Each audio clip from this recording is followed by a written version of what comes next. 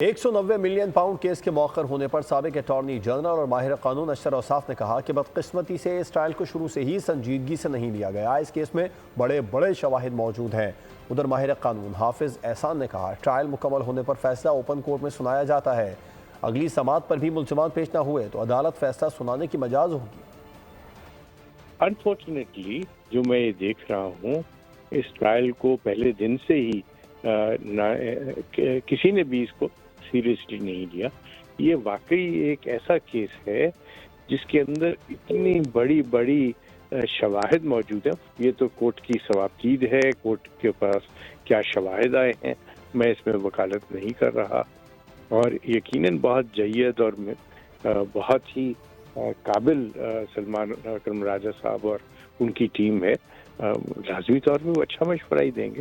آج جو فیصلہ سنایا جانا تھا اس کے اندر جو امپورٹنٹ چیز ہے وہ یہ ہے کہ جو سیکشن 366 کرمنل پروسیجر کوڈ کا ہے اس کے اندر اگر ٹرائل مکمل کیا جاتا ہے تو ججمنٹ کو آپ نے اوپن کورٹ کے اندر اناؤنس کرنا ہوتا ہے، اور اوپن کورٹ کے اندر جب آپ اناؤنس کرتے ہیں تو اس کے اندر جتنے بھی ایکیوزڈ اس وقت سبسکرائب کریں اور بیل دبائیں تاکہ کوئی خبر رہ نہ جائے۔